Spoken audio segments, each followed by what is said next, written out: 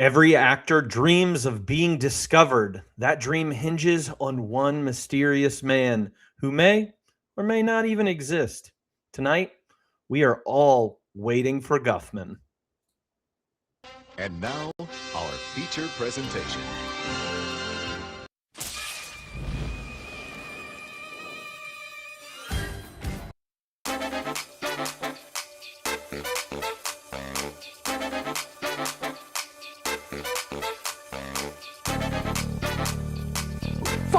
Fussy, who hired this crew? What's your favorite scary movie? I'm smart, you're dumb. I'm big, you're little. I'm right, you're wrong. Show me the money! Are you too good for your home? Answer me! Baby, you are so money and you don't even know it. Yeah, I thought this was good. Hello, boys! I'm back!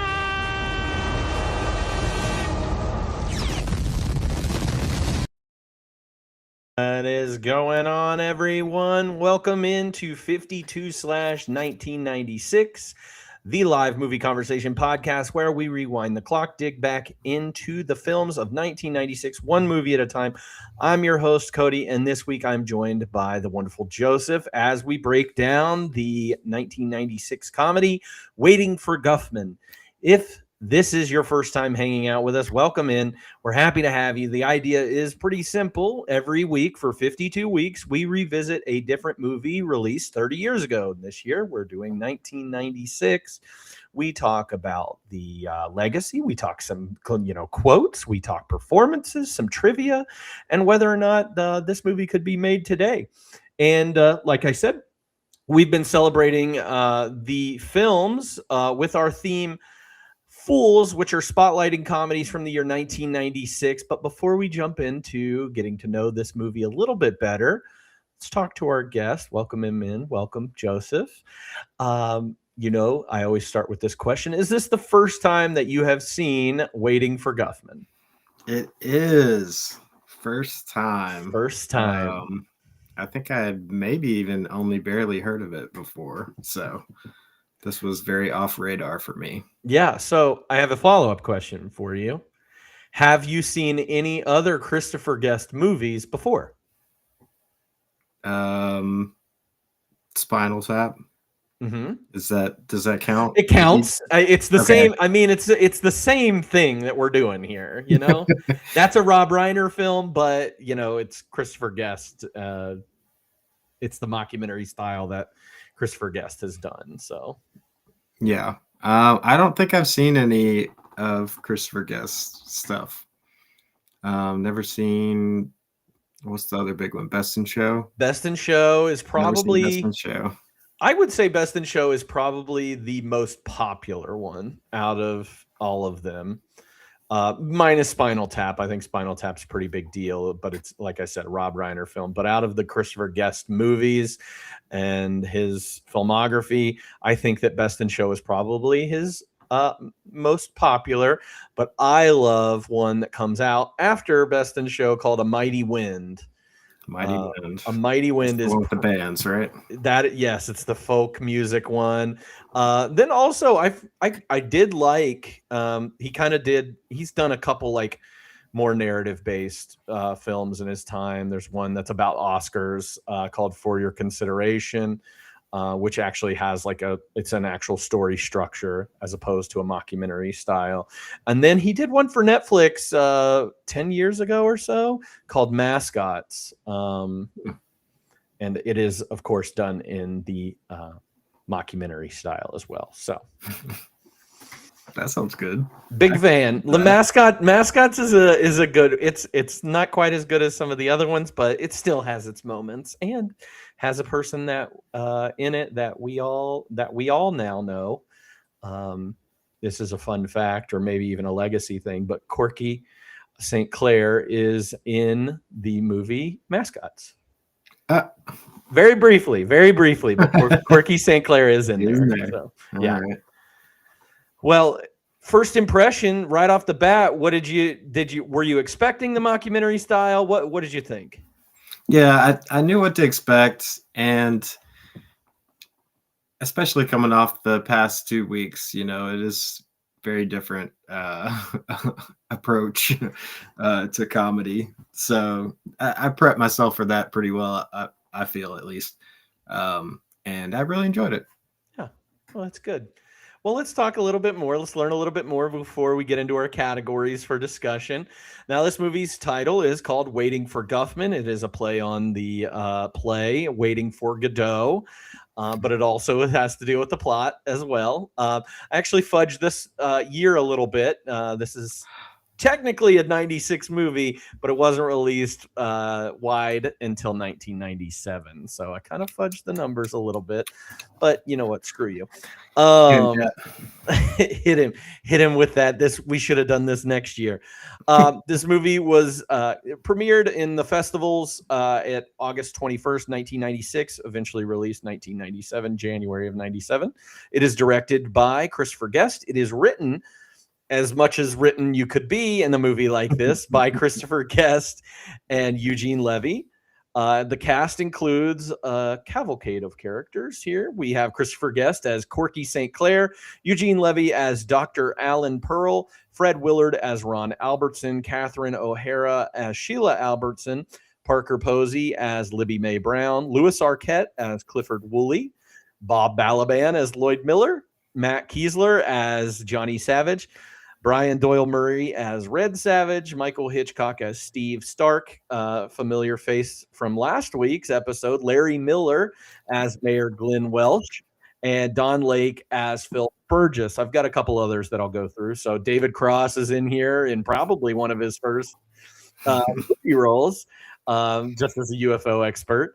Paul Dooley's in this. He's kind of a guy that sticks around. He's the one that got abducted by aliens. Incredible. And then I don't know if you noticed him in the background, but Bob Odenkirk is just hanging out in the background. Yeah, he is. He's in the tryout scene. He is the one that has a cape and looks like Dracula. That's like just posted up against the wall. Just a non-speaking role there for Bob Odenkirk. And if you didn't get a chance to watch this movie, let me give you a little synopsis for you. Haven't read this yet, so let's see if it's even accurate. Let's see. Thanks to Google. When the town of Blaine, Missouri approaches its sesquicentennial, there's only one way to celebrate with a musical review called Red, White, and Blaine. Hoping the show will be his ticket back to Broadway, impresario Corky St. Clair rounds up a cast of enthusiastic but untalented locals to perform his masterwork. But when Corky reveals that theater agent Mort Guffman will attend the opening, things really kick into high gear. That's pretty accurate. This movie had a budget of $4 million. Unfortunately, it was not well seen at the box office. It only made $2.9 million. But this movie is highly acclaimed. On Rotten Tomatoes, it has a 91% rating. IMDb has this at a 7.4, and Letterboxd is at a 3.8 out of 5. Now, Roger Ebert loved this movie. Didn't give it 4 stars, but he did give it 3. He said the movie doesn't bludgeon us with gags. It proceeds with a certain comic relentlessness from setup to payoff, and its deliberation is part of the fun. Now, not everybody liked it. I always like to get a counterpoint review. And this is from my old friend Jonathan Rosenbaum of the Chicago Reader. If you haven't looked him up, he looks like the Crypt Keeper. A picture of him. He said this 97 comedy may be amusing if you feel a pressing need to feel superior to somebody, but the aim is too broad and scattershot to add up to much beyond an acknowledgement of small town desperation. Okay. Whatever. This movie, like movies. I don't even. Sometimes I think that with some critics, where I'm like, "Do you like a movie?" Because sometimes with there's some famous critics out there. Pauline Kael is one of the most famous critics of all time, and sometimes I'll read her stuff, and I'm like, "I don't think you like any movies ever, and this is your whole job is just to critique these movies." So what can you do? What can you do? Weird job. Weird job. Now, this movie does have does not have any Academy Award nominations or anything like that. They didn't make a franchise out, no remakes or anything. I did say that Corky was in mascots, which is another one of these. So it's at least in the same world. I'd like to think all of these movies are in the same world together in this MCU universe of The Guestiverse. a guestiverse. Ooh, I like that. We've got the 52niverse. That probably happens within the guestiverse if I had my way. This movie was nominated for a few Independent Spirit Awards, including Best Feature, Best Male Lead for Christopher Guest, and Best Screenplay for Eugene Levy and Christopher Guest. They didn't win any of them, but that's okay. We still love them deep down. So, what's the minimum qualification to be counted as a screenplay? I mean, the only thing, and maybe we're getting into a fun fact here. Everything in this movie is improvised except for the play. All of that was written. And then, of course, the songs were all written ahead of time by Spinal Tap themselves. The three members of Spinal Tap wrote all the songs and lyrics. So they just kept it going, man. They just kept it going. They still are. I haven't seen the second one. Have you seen the second one? I haven't seen the second one yet. Yeah, I still need to get on that. And Criterion just came out with the Spinal Tap, or this is Spinal Tap this year on Blu-ray. So I got to pick that up too. Speaking of Blu-ray, what's on your VHS behind? Oh, it's a little inside joke. It's The Remains of the Day. Nothing like a good inside joke to spice up the kitchen routine. You hear her? Those chicken tenders turn out. She's trying to get you in the kitchen, man. Tell her it's not dinner. She's talking about chicken tenders. I need her to stop. Go to sleep, please. Thank you. Goodness. I don't know what she heard, but whatever.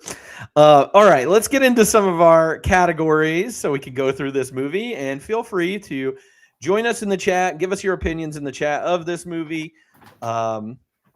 You hope to be a part of one of those someday? Yeah. An inside joke would be fun. Poop ball?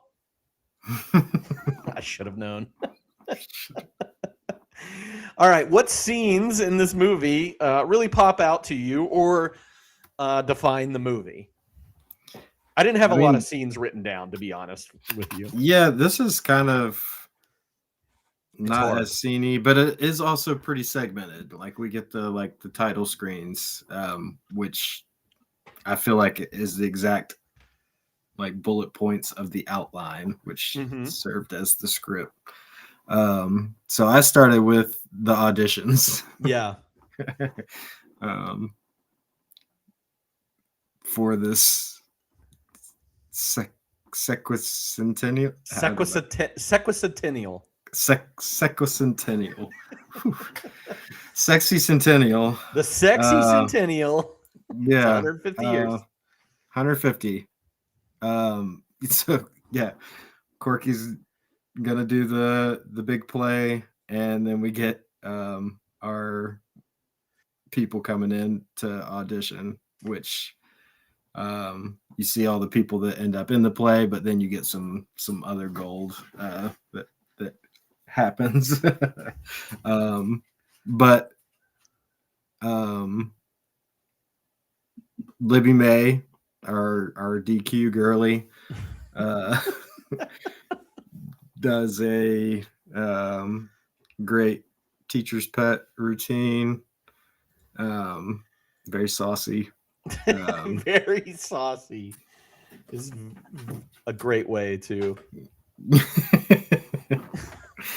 And then our dentist, Alan Pearl, Dr. Pearl, does just like a weird medley of songs. I didn't realize he was doing a medley until he got to that second part of it, and I was like, "What are we doing?" Oh, okay. Yeah. Got it now. And then the Albertsons, Ron and Sheila, have a nice little Midnight at the Oasis number prepared with full on acting in the middle of it too. Yeah, they're like the thespians of the gang, if you will. So, but all of them are really good.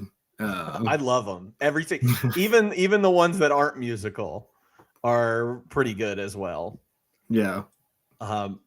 Even during this time, like we get a sense of the Corky, the battle between Corky and Bob Balaban's character, which is Lloyd Miller. He's the music teacher at the school, and he has to like give up the reins for the musical because this is the sexy centennial. And Corky, he has done some numbers like a musical version of Backdraft. Where he used real fire and put it in the vents. What else did he do? What was the other? I can't remember. The fire in the vent, or the smoke in the vents, was so funny. Man. Talk about something that's memorable. And we get that later. Like I can't remember who says it, but somebody like makes a comment like, "I still feel the heat to this day." It might be Steve, who's like secretly in love with, not secretly in love with Corky. But yeah, it might be Steve talking about feeling as they try and get him to come back after they refuse to give him money for the $100,000. $100,000. Perfect. They're so good. I do love that everybody is so impressed with Dr. Pearl's audition, and like Bob Balaban's character's not as impressed with the Albertsons. Like he does not like those people. Like you could tell a little bit. They are super into Parker Posey's character. I think they're a little bit into that one guy, the random guy who's just doing a scene from Raging Bull. I think they both really like that one. I know I really liked that one. I wish we would have gotten more. I wanted more auditions. They're out there. Oh yeah, there's so much footage. 60. I wrote this down. 60 hours of footage for this movie, and there is like supposedly a 2-hour cut out there somewhere of this movie. So an extra 40 minutes because this is a very short movie, hour and 26 minutes. And there's got to be more auditions there because I know they cut some of the actual music, like they cut a scene from the musical, yeah. But where's the other like 30 minutes go to, if not auditions? I wonder if there's more alien stuff. Oh, because they really lean into the alien stuff in the beginning, and then obviously it pays off with the song in the musical that we get. But the aliens, the whole alien bit is great. Like the history of Blaine is amazing. There's some fun facts around that too. I don't know if you saw any of that stuff. Maybe we'll get there. Yeah. I love the alien's great. What's your next? I mean, anything else from the tryouts? Because we get our cast from this whole thing, and we get a couple other outliers from this as well that didn't audition. Two men are added. Are recruited for the cast, and I think Corky has a thing for both of them. Ooh. In my opinion. I know he's got a thing for the young guy. Clearly one, but I did not think about the other. The other guy, there's a subtle moment, and I don't know if it was intentional or not, but I was like, oh yeah, I think he digs this guy. He says something in the camper. I don't know if it's about like his military service or something, and Corky like licks his lips or like just does a little thing. It's so subtle, and I was like, oh yeah, Corky's into that guy too. But Corky's a married man. Yeah, you just never see his wife. Nobody's seen her. Honestly, being in Missouri, he has to play the part. If I had to guess. Missouri's not that friendly. She's out of town a lot, but he buys her clothes for her. Buys her clothes for her. And he has opinions on pantyhose, certainly. They talked about pantyhose for who knows how long. How long Too was long. that conversation? Too long. I think that's the gist of like I think we had met all of our characters before the auditions, but you kind of get like a better feel for them after the auditions. And what their why motivation they're is. excited. Yeah, Exactly. what their motivation are for doing this. Like homegirl works at the Dairy Queen and she kind of wants to get out. And and Eugene Levy's character is just a dentist, and he's got, he feels like he's got these comedy chops that he doesn't get to show everybody, and he's an entertainer, so that's his thing. And then of course the Albertsons are just the Albertsons, like they just want to continue being the actors of the town. They belong in this world. Yeah. Yes, yeah, they're bi-coastal now though, so.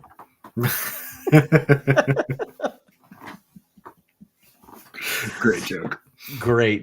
Okay, what's your second scene? The next for me was the dinner. Yeah, with the Albertsons and the Pearls. I wish we could have gotten a longer scene here too, but it's pretty packed for what you get here. The Chinese restaurant and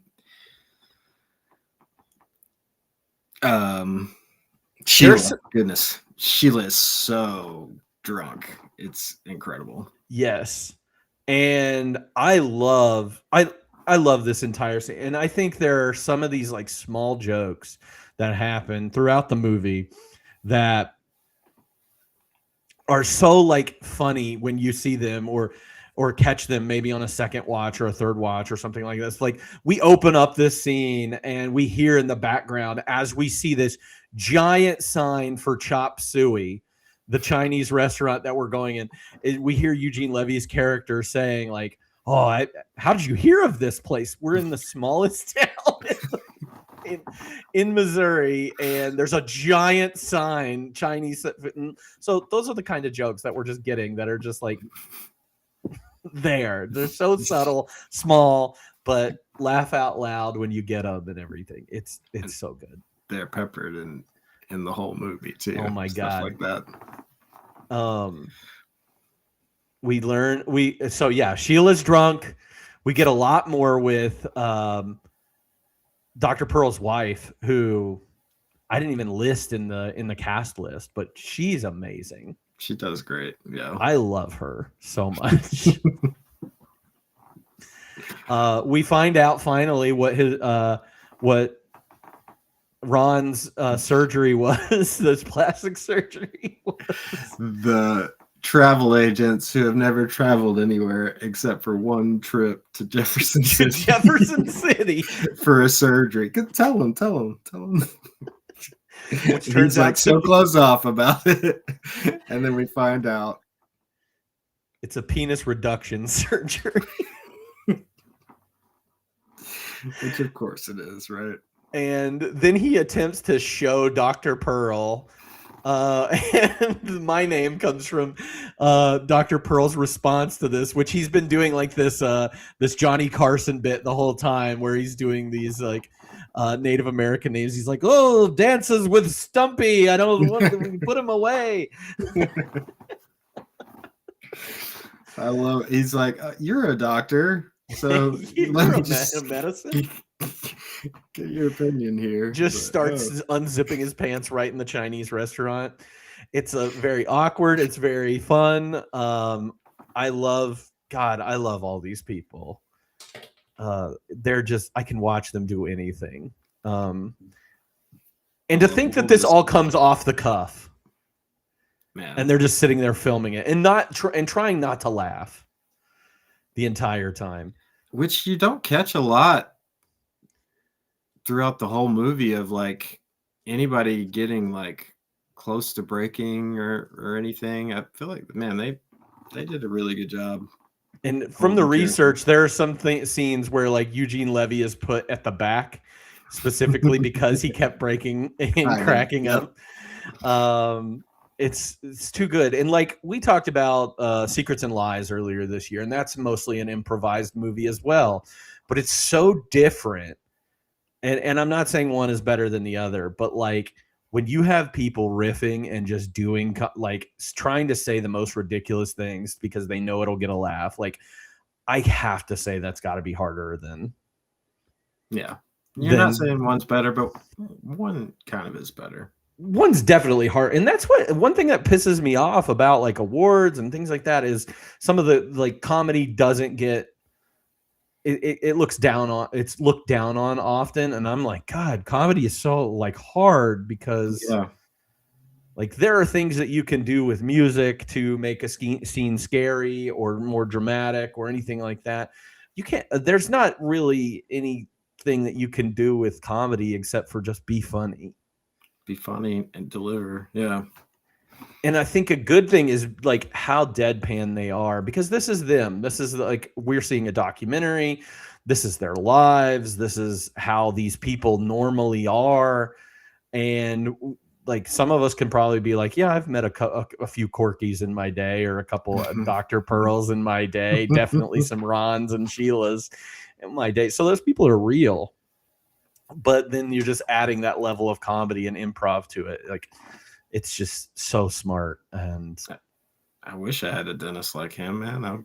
I'd be locked in for life. Only if he sings, God, what is the song that he sings at the My Booby's Got a Kushka or something like that? At the end in Miami.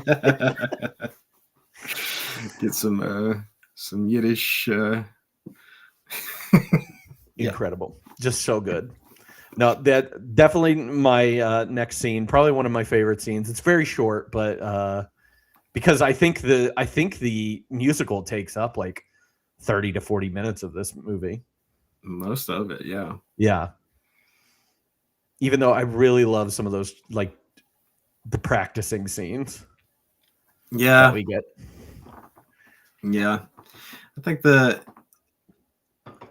idea that I saw that got scrapped, which I'm sure you saw as well, for them to like, it was going to be in Kansas, and then before they ever even did the play, a tornado was going to come and like wipe out the theater. I'd be interested to see, you know, the focus of this movie. You see like the entire play. Mm-hmm. If the play never happens.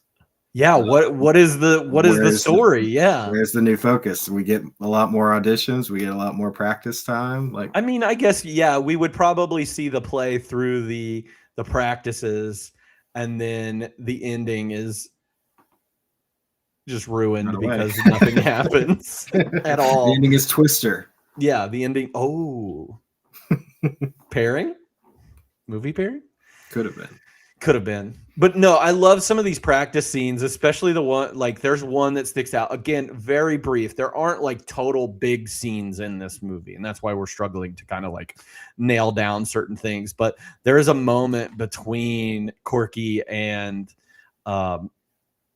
Lloyd, or Mr. Miller, or whatever his name is, where he's like, hey, I think we should, that was pretty bad. I think we should probably practice the music and get that down. And Corky's like, no, we don't need to do that.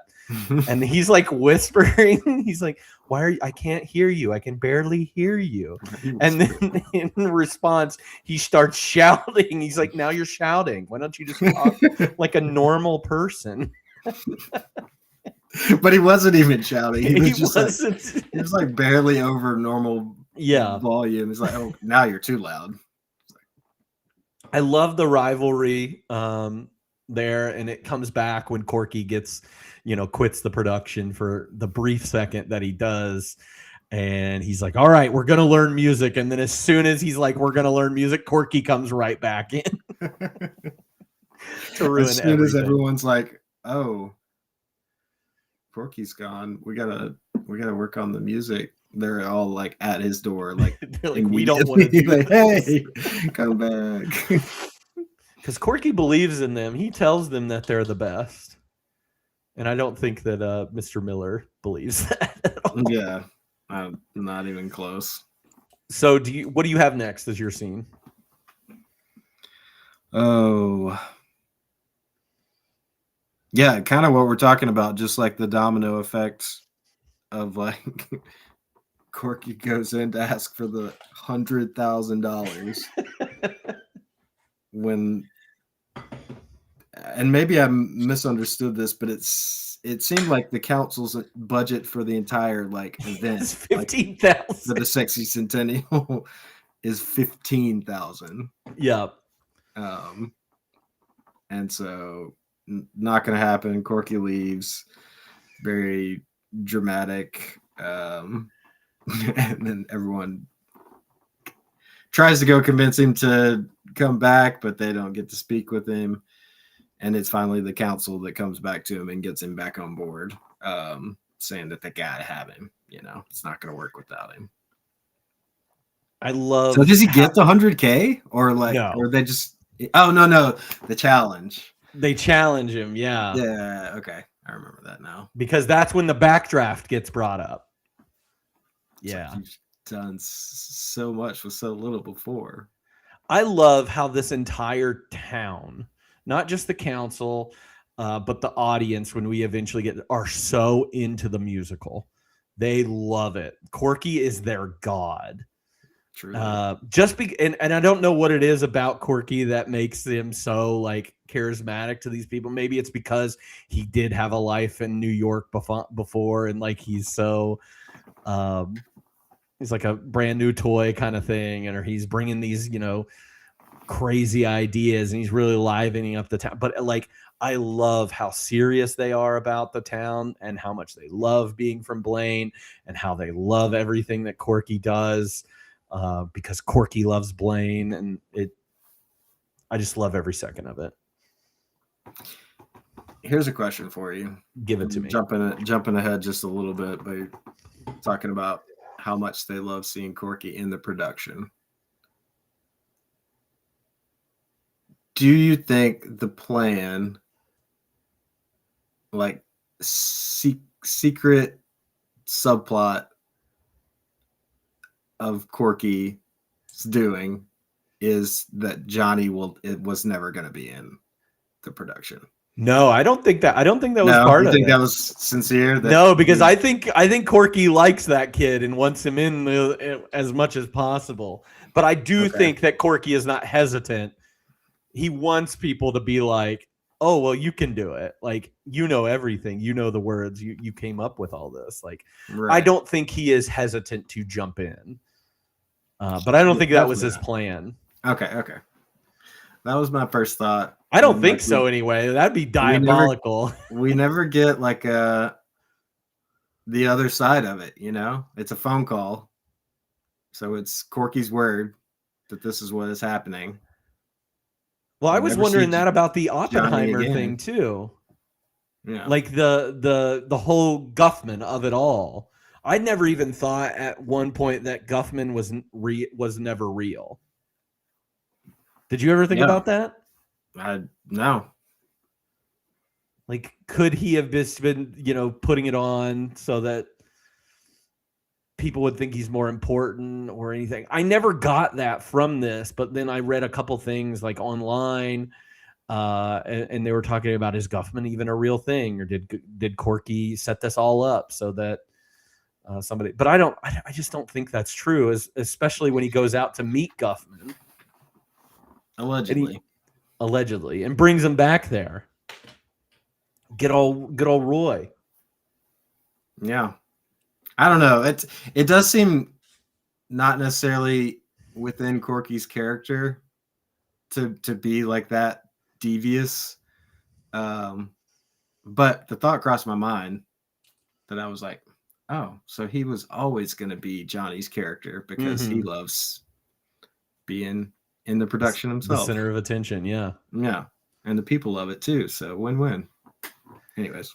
But wouldn't he have done, like, my counterpoint, maybe because this one is the sexy centennial, but like my counterpoint is like, did he put himself in Backdraft, or did he put himself in the Barefoot in the Park? Because I think that was just an Alberts, like, from what we saw, that was just the Albertsons, like, as the main stars. So I think we're asking hard questions to a movie that doesn't. We got to ask hard questions about this movie. If we could have Christopher Guest on here to answer these, that would be great. It's just phone He him could in bring real quick. he could bring Jamie Lee Curtis in, and we could talk to her about whatever. Everything. What a great couple, by the way. Did you know that? Christopher couple. Guest and Jamie Lee Curtis. Power couple. Super power couple. I saw a video, somebody interviewing Jamie Lee Curtis about how she met Christopher Guest, and apparently she gave him her number, and he never called her. And then they like ran into each other at a restaurant or something, and she was like, "You didn't call me," and he was like, hits him with her purse. "Yeah." Hey, And now they're in love and have been in love for like 40 years. So what a couple, though. I'm on that's board for that. crazy to think that you have to be sold on calling Jamie Lee Curtis. For real. 80s, like early 80s Jamie Lee Curtis. Come on. I mean, that's the number one contact on the flip phone speed dial, right? Exactly. Maybe he hated Halloween. Ooh, well, then he's an idiot. But Yeah, that's true. we'll at Halloween's least give great. him. We'll at least give him something. We'll give him something. He's smart. They've been together for a long, long time. So good for them. Good on him. So next scene is outside of this is the actual show. The show, man. We get it all. We Except get the for cut musical stuff. Yeah. Yeah, except for the cut stuff. Let's see. What's your favorite of the songs?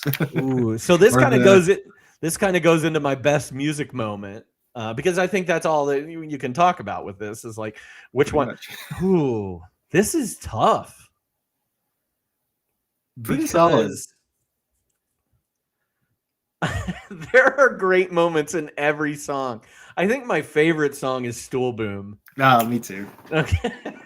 That's my I'm with you. All of the songs, even the war one, like which is kind of like There are some moments in Penny for Your Thought that I die in. Because Corky has replaced that character now, and it is very different dynamic.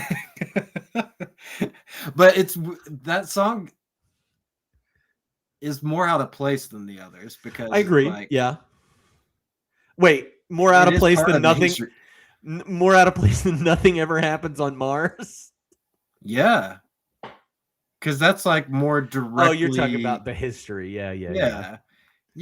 The war happened and like people went off to war, but that happened everywhere. It wasn't like as unique to Blaine. That's you know? true. That's true. I get what you're But saying. don't cut that number because it's great, especially when Corky is Johnny instead. The Stool Boom song, though,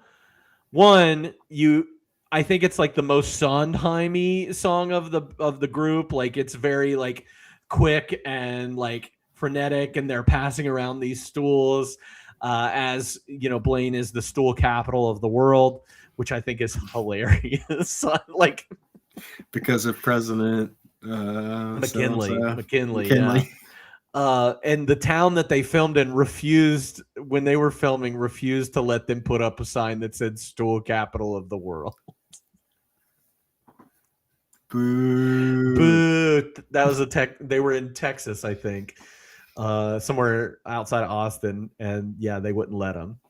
Stools are bigger in Texas. That's true. Everything's bigger in Texas. I love Stool Boom. Yeah. Nothing ever happens on Mars is too short of a number, in my opinion.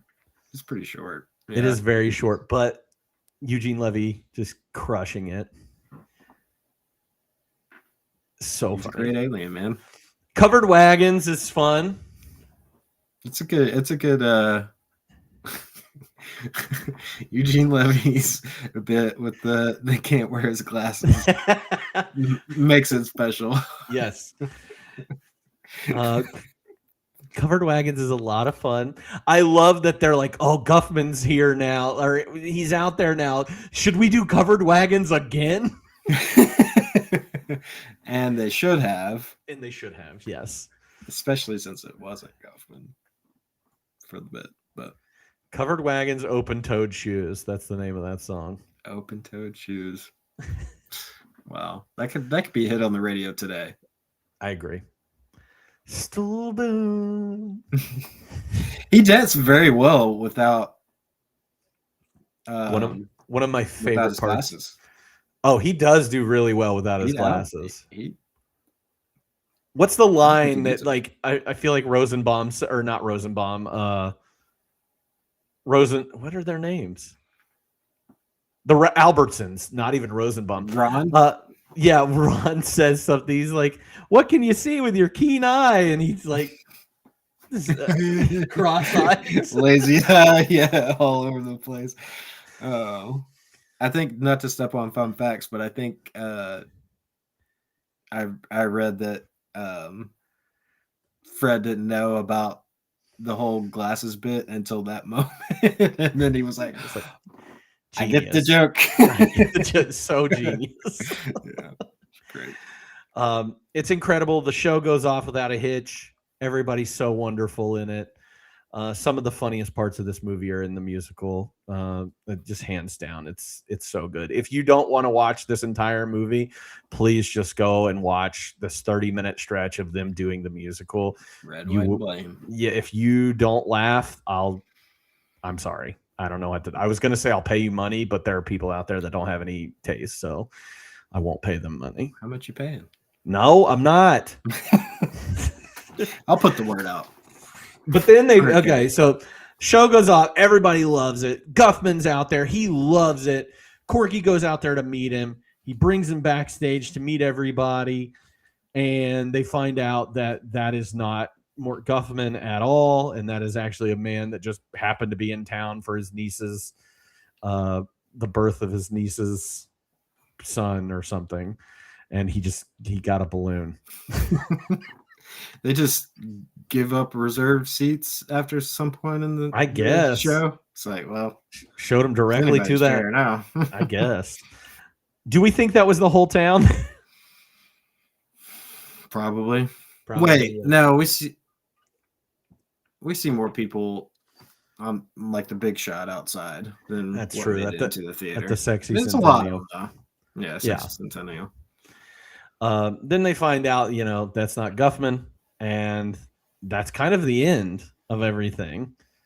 And then we get this like epilogue that explains where everybody is at this point.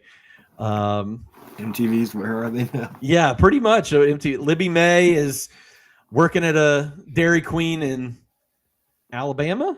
Somewhere, Nowheresville, Alabama. Yeah. Alabama, because her dad got out of prison because he thought he'd have to do, but he didn't kill nobody, so he got out in 5 years instead.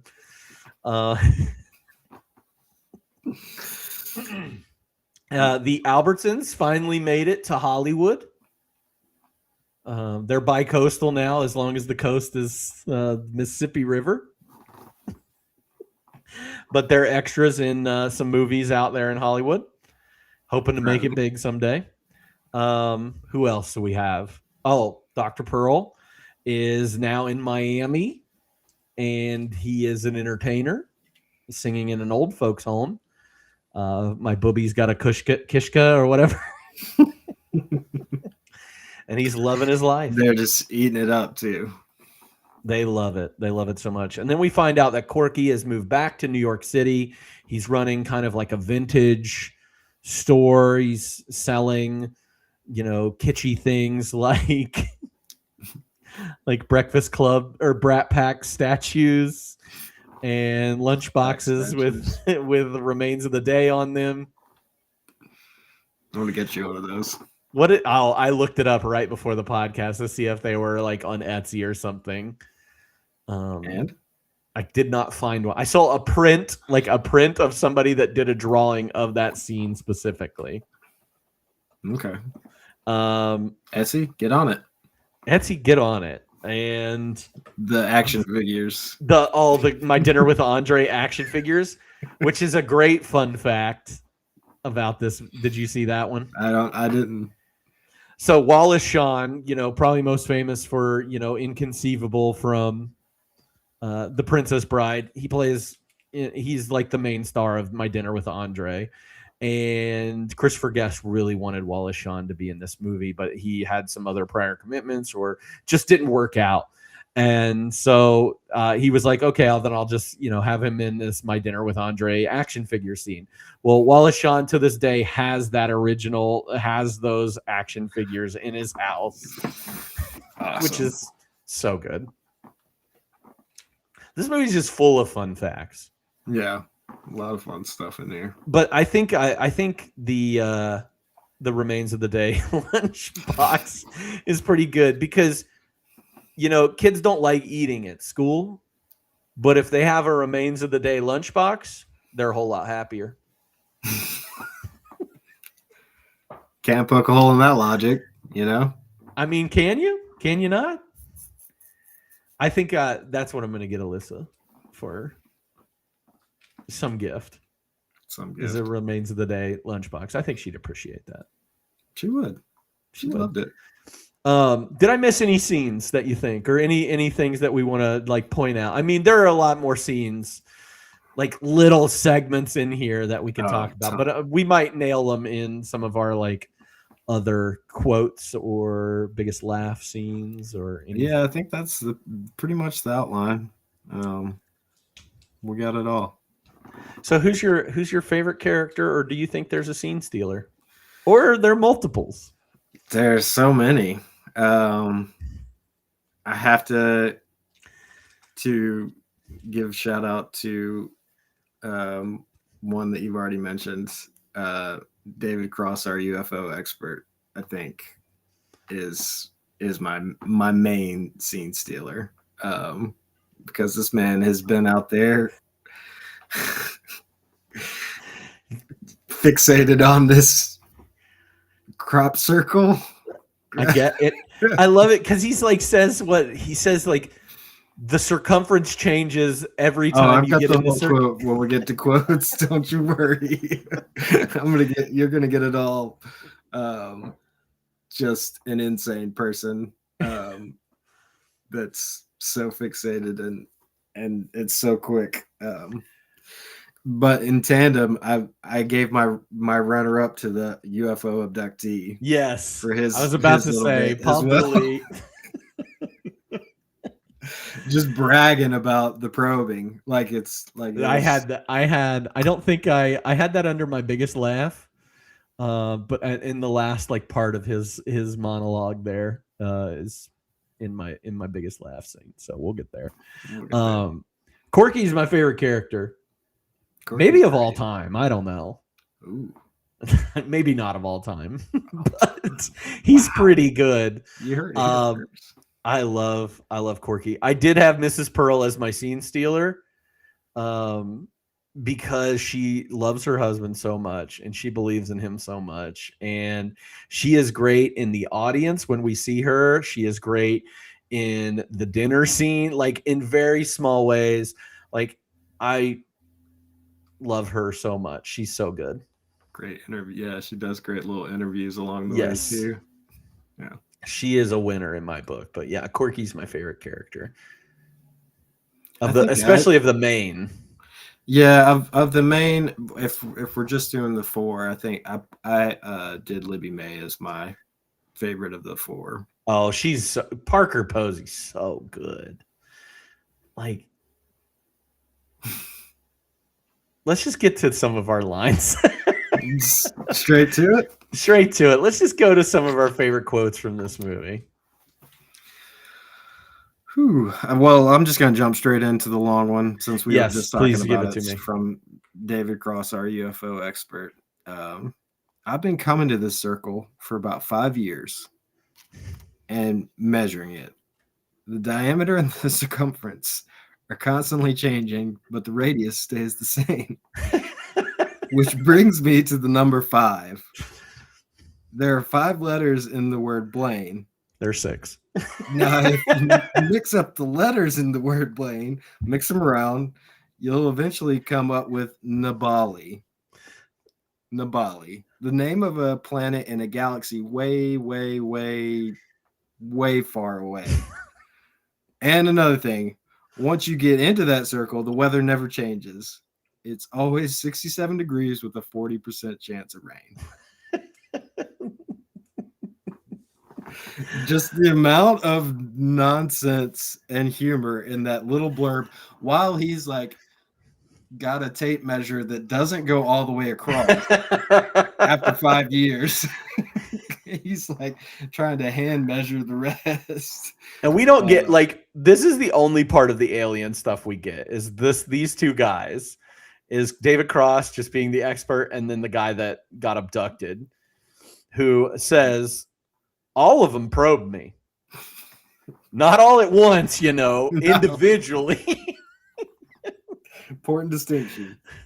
Later on, though, years later now, even still, it's a funny thing. It happened on a Sunday, and every Sunday about the time I was taken on board that ship, I find I have no feeling in my buttocks.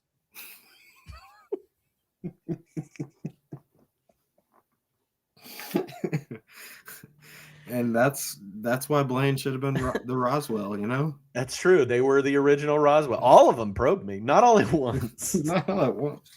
Individually. Oh my gosh. Oh, it's so good. What's another one? Let's see. When Corky's talking to Johnny on the phone about quitting, allegedly, at the end of that conversation, he says, "Well, then I just hate you, and I hate your ass face." Which is funny because he was really into him. But yeah. Steve Stark, the councilman that really is into Corky, says he can act, he can sing, and he can dance. There's only one other person in the world who can do all that, and that's Barbra Streisand. That was on my list too. Yeah. Great quote.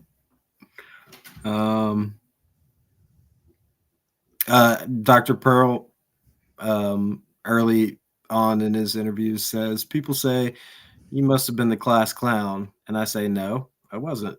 But I sat next to the class clown and I studied him. And he goes on.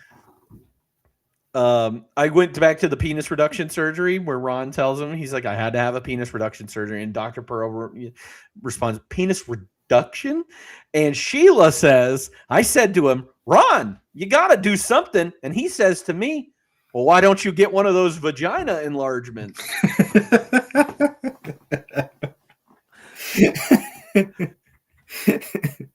Oh my gosh. I love the relationship between the Albertsons is so funny because he is so mean to her and she just kind of takes it the entire time. But she always comes back with something some response whenever she's being interviewed or something. It always comes through.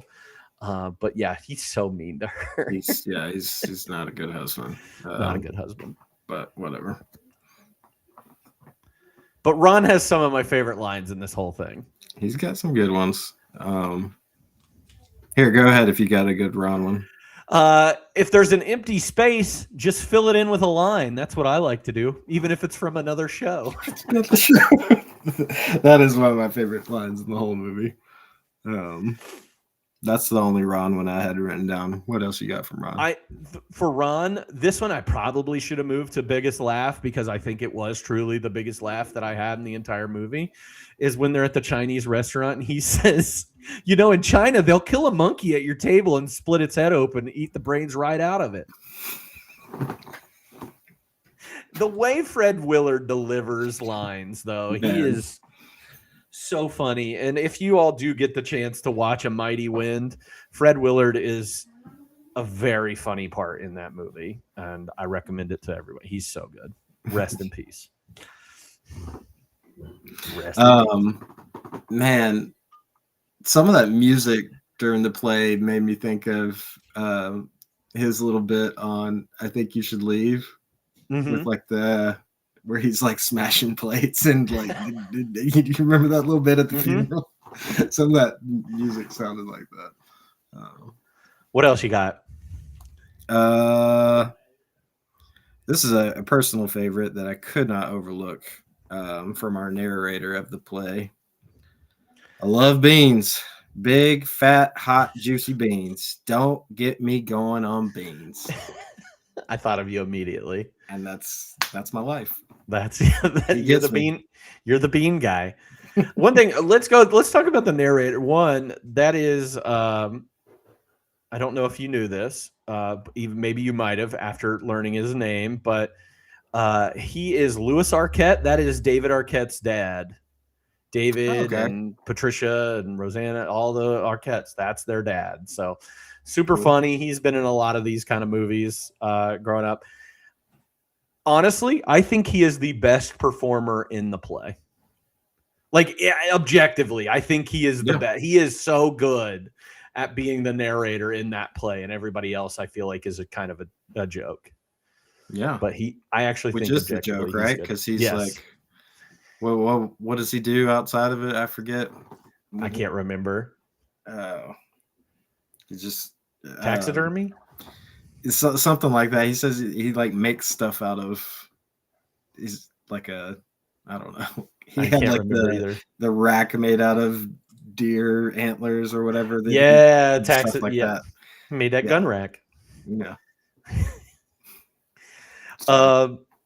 The mayor, played by our favorite Larry Miller, says there's a saying in Missouri: if you don't like the weather, just wait 5 minutes. Well, in Blaine, with hard work, I think we can get that down to 3 or 4 minutes.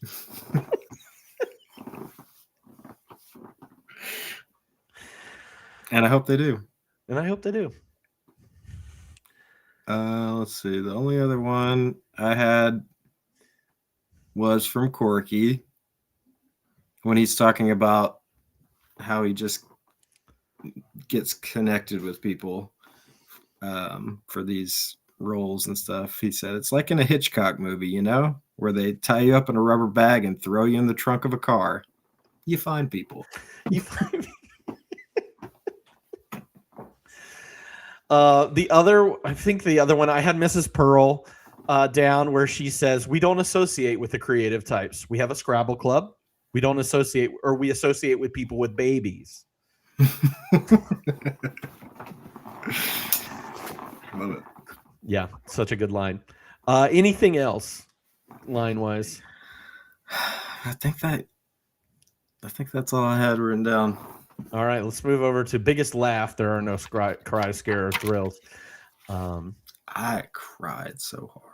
You might have. All right, what's your biggest laughs in this movie? I just put the dinner scene at the Chinese restaurant. Yeah, that whole scene got me. Other than the probing, the UFO parts, I also had the Raging Bull auditioner who said, "I'd like to do a scene from the movie Raging Bull. Did you fuck my wife?"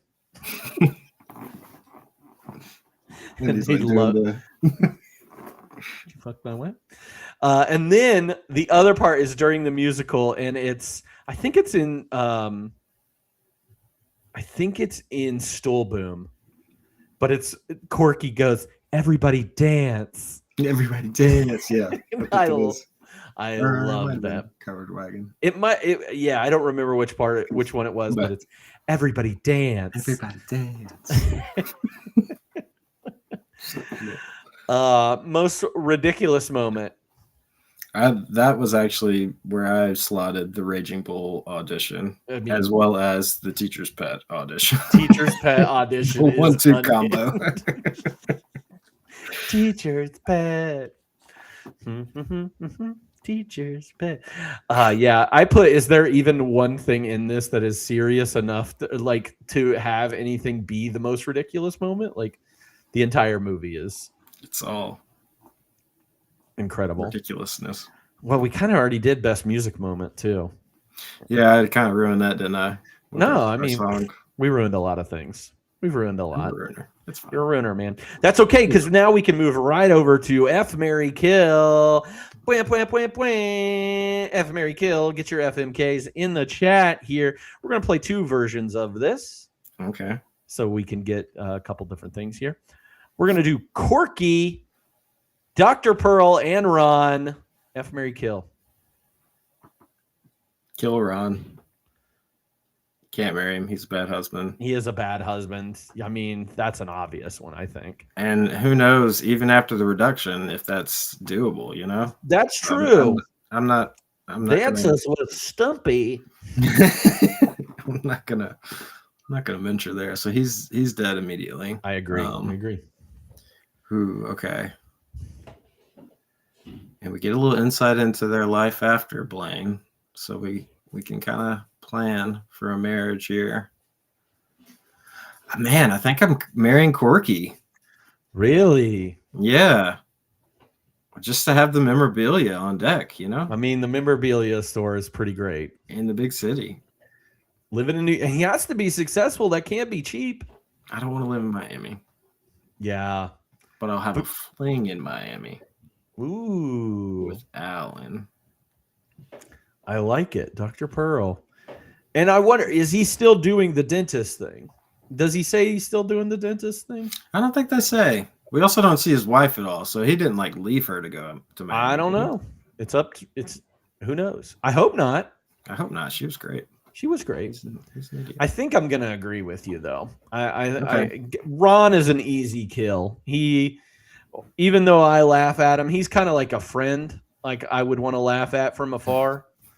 I don't want to be in any kind of relationship with him. Yeah. For those pages of notes, man, could be fun. I kind of like your logic though with Corky and Dr. Pearl with Alan.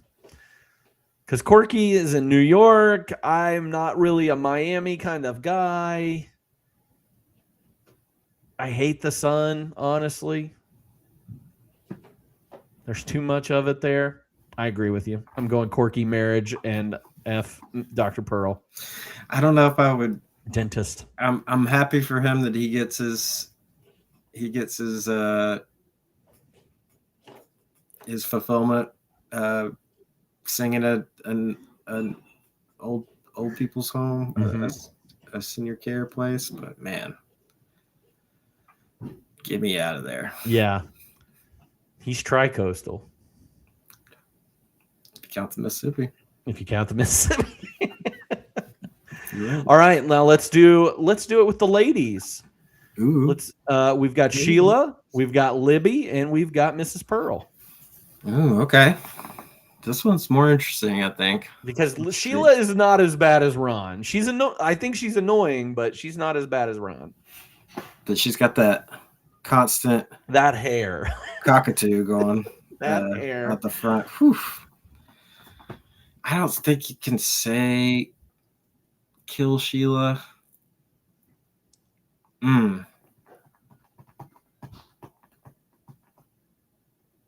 I think I'm gonna have to kill Libby May. Wow. No, I can't do that. I mean, I'm gonna have to kill Mrs. Pearl. Okay. In the most apologetic way possible. She didn't have enough going for me. Yeah. And I can't kill either of the other two. So okay, so kill Miss Pearl.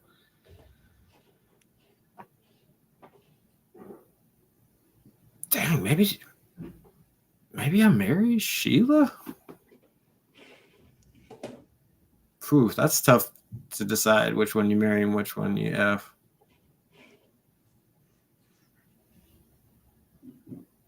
Yeah, I'm gonna say marry Sheila and F Libby May. Libby. I think I switch it up almost entirely except for Libby. I'm flipping Sheila and Mrs. Pearl. Miss Pearl. I'm in love with Mrs. Pearl. I knew it. She is the most supportive wife ever. She believes in him. She loves that he's pursuing his dream. Like she thinks he is amazing. Like I'm in. Until he moves to Miami. But we don't know. We're assuming. We don't know. Maybe his head got a little big and they, divorced or whatever. But no, I'm flipping him. Sheila, sorry, lady. She's probably been just, spent too much time with Ron. So I'm gonna kill her. Sorry, Can't handle Sheila. the hair, huh? I can't. That hair is terrible. And Libby, we can go out for we can go out for Free? we could go out for some healthy blizzards after. You're gonna get the hookup, right? Yeah. I'm not paying for this. No, healthy blizzards. That's all it is. But final point, we can move on. Just Yeah, have to mention though that, you know, Sheila will appreciate the circumcision. That's true. I forgot all about that scene So, at dinner. We just have to make sure that that's factored in. You're assuming a lot. I don't think I am. Who do you think gave the best performance in this movie? Oh man, it was tough, man. They all were standout. I think when you consider like that so much of this is improv and they're just authentically auditioning for, you know, their music bits and all of this, like I think I came down to Eugene Levy as my favorite, but it's like they're all like right there in my mind. I had Christopher Guest / Eugene Levy as my top two. Like, even like you're saying, Fred, like I don't necessarily love his character that much, but he's so good. Like, and one thing I'll say is Catherine O'Hara. I love Catherine O'Hara. I think she's amazing. I don't think this movie is good with, like, if you put somebody else in that role, it's just not as good. But like, I don't love her as much in this movie as I do in some of the other movies that she's done or some other thing. And she's incredible. She's like the least, like, she gets, I feel like of the big ones, she gets like the least to work with. Yeah. We don't get a lot of, like, I don't know. I think she's I think she's a lot more fun and funny in Best in Show, in my opinion. I think she's hilarious in this movie too, but don't get me wrong. But yeah, I think she gets a little bit, spread her wings a little bit more in Best in Show. She's got a really funny part. Eugene Levy, of course, is incredible in that movie as well. But I think, yeah, I don't know. Corky for me, this might be my favorite Christopher Guest role. Outside of Spinal Tap, I love him as Nigel Tufnell, but yeah, I think Corky is my favorite of his characters. Yeah, I'll say that.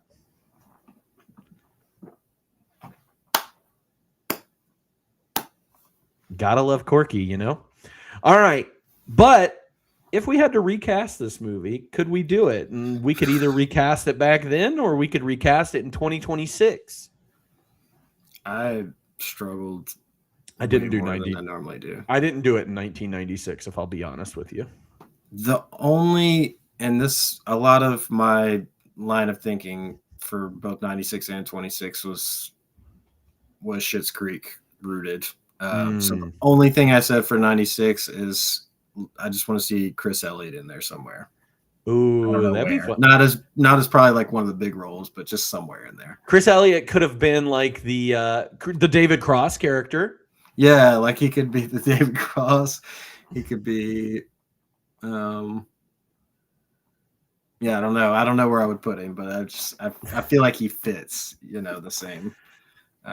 This movie could have been a Schitt's Creek episode, honestly, is what chat says. So, I mean, that's what my 2026. I didn't cast Dan Levy as Dr. Pearl, but I did cast him as Corky. I did the same thing. I was like Dan Levy, but not as Alan. There is this guy. I don't know. Have you ever watched the show Ghosts? Mm-mm. It's on CBS. Or have you seen The Good Place? Yes. In the very last season of The Good Place, there is a character that is like a gossip columnist, and that's the one that like Tahani's character tries to like rehabilitate while they're in The Good Place. If you looked him up, his name is Brandon Scott Jones. I thought he would be an amazing Corky. He has the same affectations as Corky. He's great. He's a very funny actor. He's really good in the show Ghosts. I know that's not a show that a lot of us are watching because it's on CBS and CBS is whatever. But Ghosts is actually pretty good. So I had him as Corky. Yeah. Okay. Who else did you cast? The only other person I said for 26 is Molly Gordon for Libby May. I was trying to fit Molly Gordon in somewhere. I'm glad you said that. I was trying so hard. And I think I had her as Libby May. And then I was like, you know what? I'm going to go with Mikey Madison as Libby May. Ooh, yeah. But Molly Gordon is just as good as Libby. Like, I think that would be good. She kind of has a little like trashiness to her that she could pull off that like Parker Posey's so good at. Yeah, truly. And Molly Gordon is one of those characters in movies where she's kind of always a bitch. And Parker Posey also is kind of only ever a bitch in movies. Like she's never like endearing, I guess. But she's so good. I love Parker Posey. Yeah. But I like, I was trying to shoehorn Molly Gordon in there somewhere. That's where I'm putting her. I had you remember Gabe from The Office? Yes. I had him as Alan, as the Eugene Levy character. Okay. I also had Mac from Always Sunny as Ron Albertson. We're talking Fat Mac, or what are we talking? Not like super buff Mac. We don't need that version of him. We need like the Nightman Cometh Mac. Know, he's going for gasps. Not yeah.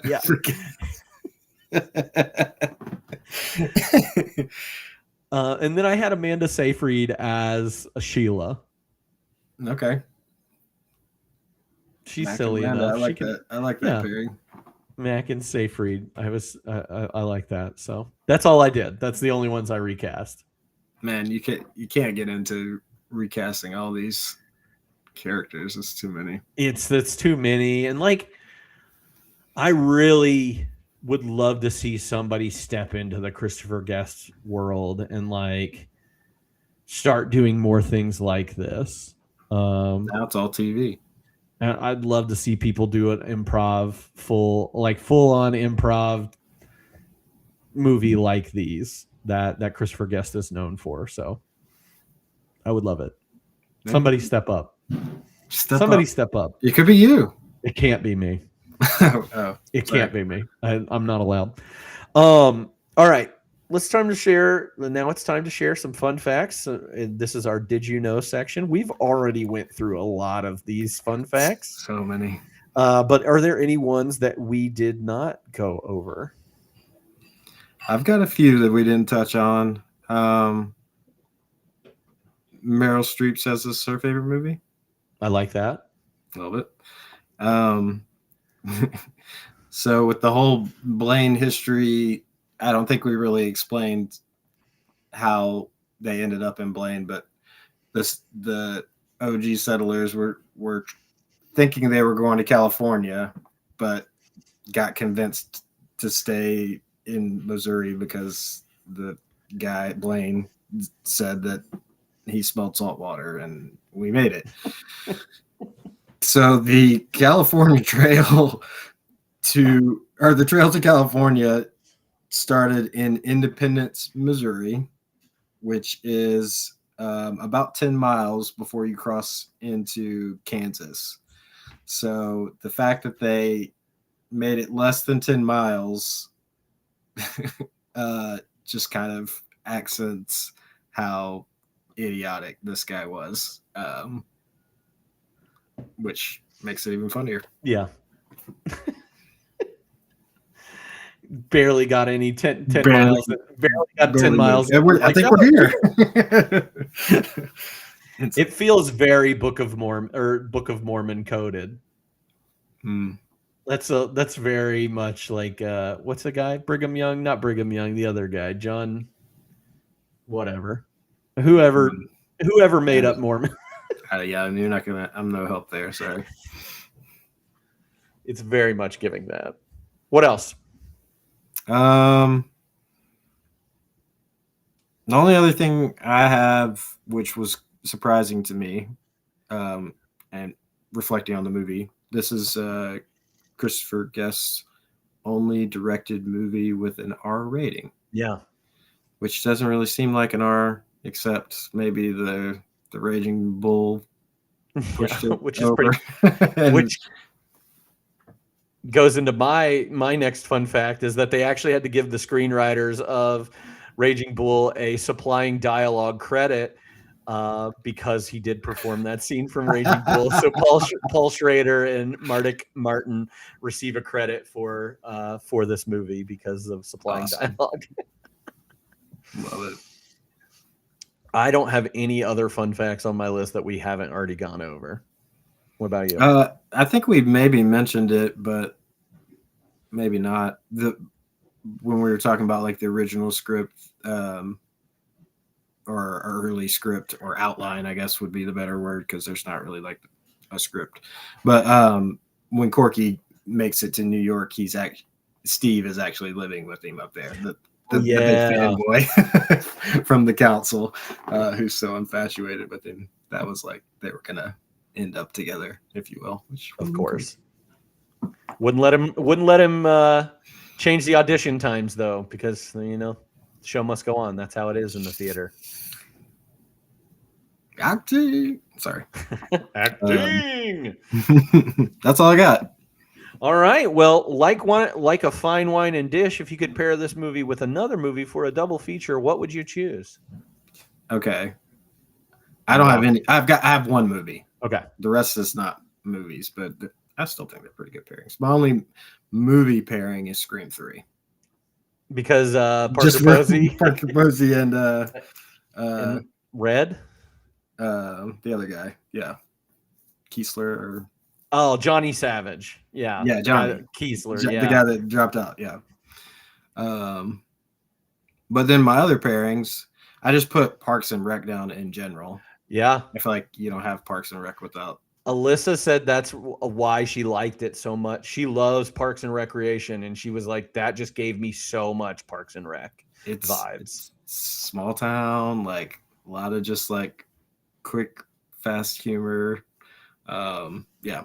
So along that same line, though, I said like I can't remember if it's like a couple of episodes or maybe like part of a season of Schitt's Creek when they're gonna put on the cabaret.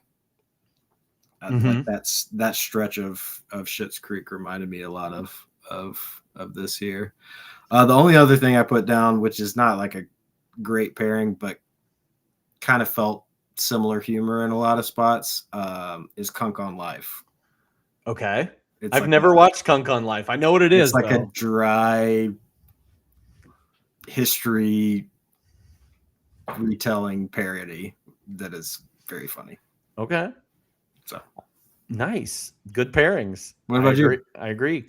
I have 3 other pairings besides A Mighty Wind, which I only pair with this because of the musical aspect of it, and 2, it's a Christopher Guest film. And I love that movie so much.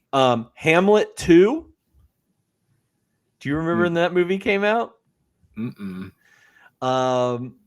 Another movie about, a guy from the big, from Broadway or whatever, coming to a small town, putting on a play, and he decides to do a musical version, or musical sequel to Hamlet, starring Jesus Christ in it. Hamlet 2 is hilarious.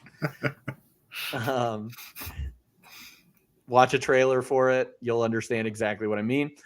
Speaking of Molly Gordon, I had Theater Camp listed here. If you got to check that out, that's on Hulu, I believe, starring Molly Gordon and Ben Platt. Kind of goes along with everything here. Yeah, I haven't seen it, but I've heard that it's. And then here's one for you, because you're a big Ben Foster fan. Pretty big, yeah. You love Ben Foster. I love Ben Foster too. There was a movie that came out. This is a teen comedy movie called Get Over It. And it's nobody's ever seen it. Colin Hanks is in it. Sisqo's in it. Kirsten Dunst. Mila Kunis is in it. Martin Short is in it as the theater director in this movie, and they're putting on a high school musical, and they're doing a musical version of Midsummer Night's Dream with original music and everything. It's probably not the greatest thing I've ever seen in my life, but I love Get Over It so much. It is ridiculous. So check that out if you want. It's a good one. I was sold at Cisco. Oh, not Ben Foster. Oh yeah, I mean Ben Foster. That's what I meant to say. Oh my gosh, there's so many funny parts in that movie. Please check that movie out. It's great. Anyway, let's get back to it. So, on a rewatchability rating scale out of 5, how likely are you to throw this one on again? I'm super high on rewatchability. I said 4.5. I put 4 because I was like, I want to watch this again. But the more we talked about it, honestly, I could bump this up very easily because I'm like, man, I want to check out that scene again. I want to see that again. It's very palatable, not very long. And I can just see like probably 3 or 4 rewatches from now. I'm still like picking up on things that I missed on my first watch. Like I think there's just so much gold just everywhere. So I love this movie so much. And speaking of, what did you rate this movie out of 5 stars overall? I gave it a 3.5. I gave it a 5 star. You did not. I did. Dang. I'm trying to be a little bit more, lenient on my 5. If I enjoy the hell out of a movie, it's going to get 5 stars. And that's what I went with. 5 stars. I love it. I'm not mad about it. I'm not either. I like it. 5 stars. 5 stars. And I think you all will like it too. So if you didn't get a chance to see it, go watch it. It's a funny one. You'll laugh. It's very harmless and super funny. So do watch it. Maybe the most harmless R-rated movie I've ever seen in my life. Probably. That's not. I think this is my second 5-star of the year already. First one being Fargo, which kind of goes with this movie a little bit. Maybe we should just pair it with Fargo. Yeah, I think that's a good pairing. Not too shabby. That's it. We did it. So, Joseph, thank you so much for doing this, talking movies with me, as always. Before we wrap up, is there any movie recommendations that you've watched recently that you'd like to share?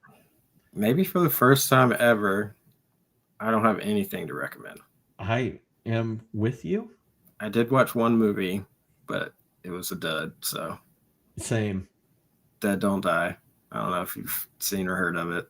Is that the Jim Jarmusch movie with Bill Murray? Not Bill Cosby. Yes. Not Bill Cosby. Not Bill Cosby. Adam Driver. Yeah, I've seen The Dead Don't Die.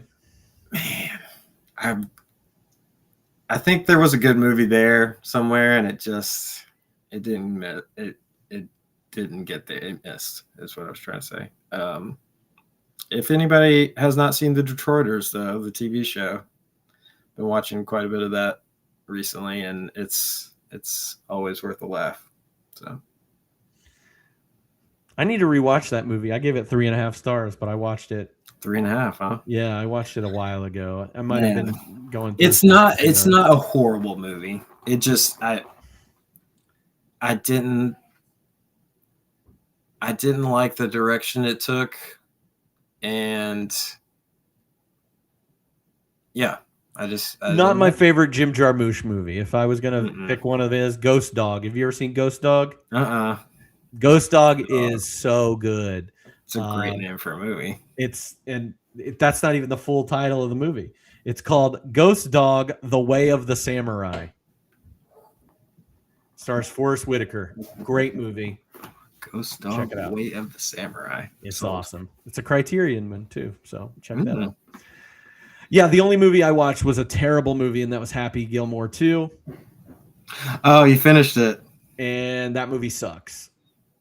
Dang. Really bad. No redemption in the last half, huh? No. Bad Bunny is the best part of the whole movie, and sadly, he is in that piece of garbage. It sucks. That movie sucks. So, Dang. and Ghost They just Dog waited is too long? yeah, just it's too long, too far, too old. Is the movie Ghost Dog like Ghost Dad? Kinda. Not really. Not really. Not so much. Not so much. I need to watch Ghost- Ghost Dad again. I know Is it's Ghost can't. Dad- That's Bill Cosby. What's the tagline for Ghost Dad's not the way of the samurai, is it? No, that's just Ghost Dog, the way of the samurai. Ghost Dad Ghost Dad. being a bad dad. What? Yeah, he's a bad dad. If you want to keep this conversation going, you want to tell us about movies that you're watching, join our Discord server, please, and be normal. Follow us on Instagram. Check out my letterbox, see what we've been watching. Usually on Instagram, that's when I post when we're going to be doing these, because sometimes we have vacations coming up, we have things like that going on. So do try and follow us on Instagram. That's going to be the best place for you to get those updates. Now, next week we should be back to schedule, and by next week I mean this coming Sunday, because we're going to keep it rolling. See what I did there? That's a pun. Wow. With the movie Kingpin, which is a Farrelly Brothers movie, in the same vein as Me, Myself, and Irene, Dumb and Dumber, other ones. Other ones. So we're going to keep this Fool's Month going with that movie about bowling. Should be a really good one. We'll be live this coming Sunday at 5 p.m. Other than that, thank you for tuning in, and we'll see you next time on 52/1996. Hit them with it. Line. Be nice to women. Oh yeah, be nice to women. Perfect. Here we go. Nailed it. We spun the reel through desert storms and courtroom cries. Love letters burned, planes went down, truth hid behind the lies. From snowbound crimes in Fargo streets to agents running wires, we laughed with Gilmore, screamed in masks lit, theaters on fire. It's 52/1996, let the credits roll tonight. Good movies, bad movies, all of them in the same rewind.